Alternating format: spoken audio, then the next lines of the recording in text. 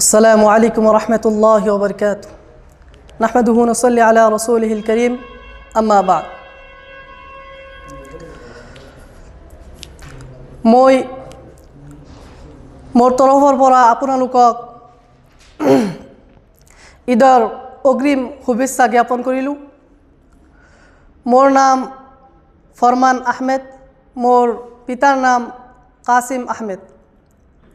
মই অসমৰ বৰপেটা জিলাৰ দলুৰপাথাৰ গাঁৱৰ ল'ৰা। মই এই বছৰ দাৰুল উলুম দেওবন্দত পঢ়ি আছোঁ। দাৰুল উলুম দেওবন্দৰ পৰা এই বছৰ মই মৌলানা পাছ কৰিলোঁ। মৌলানা পাছ কৰাৰ পাছত মই ভাবিলোঁ ঘৰত যোৱাৰ আগতে মই ৰমজান মাহত কিবা আৰবী ভাষা শিকোঁ। তাৰ পাছত মই আল মাহাদ আল ইছলামী আল আৰবী ইনষ্টিটিউটৰ কথা মই শুনিলোঁ। তাত ভাল আৰবী নতুন পদ্ধতিৰে শিক্ষা দিয়া হয়। তাৰ পাছত মই আল মাহাদ আল ইছলামী আল আৰবী ইনষ্টিটিউটৰ উদ্যোগত আৰবী ভাষা শিকিবৰ কাৰণে অংশগ্ৰহণ কৰিলোঁ।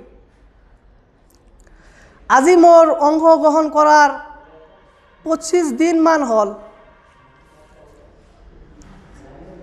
এতিয়া মই আপোনালোকৰ সন্মুখত আল মাহাদ আল ইছলামী আল আৰবী ইনষ্টিটিউটৰ বিষয়ে মোৰ অনুভৱ প্ৰকাশ কৰি আছোঁ।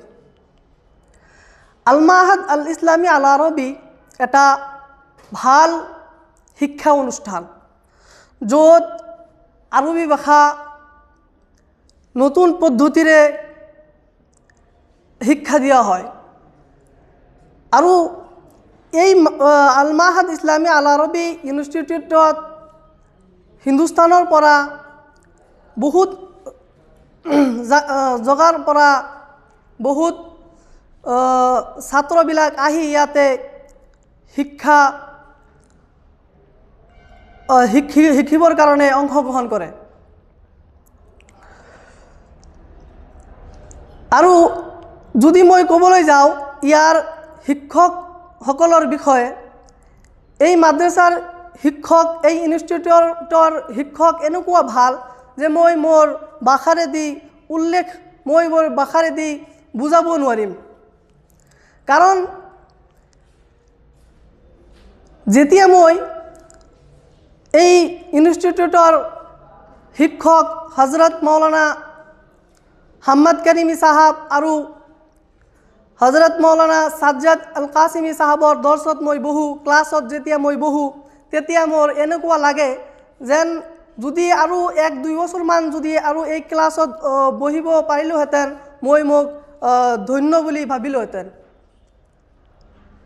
আৰু এই মাদ্ৰাছাৰ এই ইনষ্টিটিউটৰ পদ্ধতিবিলাক এনেকুৱা ভাল পদ্ধতি, এই পদ্ধতিবিলাকৰ ওপৰত যিকে সকলোৱে এই পদ্ধতিৰ ওপৰত কাম কৰি ভালমতে কাম কৰি যাব পাৰিব। মোৰ এনেকুৱা লাগে এই পদ্ধতিবিলাক আল্লাহ ৰব্বুল আলামিন তেওঁলোকৰ দিলত, তেওঁলোকৰ হৃদয়ে ঢালি দিছে। তাৰ পাছত তেওঁলোকে এই পদ্ধতিৰ ওপৰত কাম কৰি আছে। মই তেওঁলোকক ক'ব বিচাৰোঁ যে যি লোকে আৰবী ভাষা শিকিব চায়, আৰবী ভাষাত মাহিৰ হ'ব চায়, তেওঁলোকক ক'ব বিচাৰোঁ যে তেওঁলোকে যেন এই মাহাদ আল ইছলামী আল আৰবী ইনষ্টিটিউটত আহি অংশগ্ৰহণ কৰে আৰু ইয়াৰ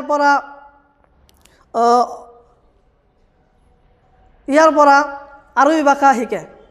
এই কৈ মই মোৰ বক্তব্য সামৰণি মাৰিলোঁ।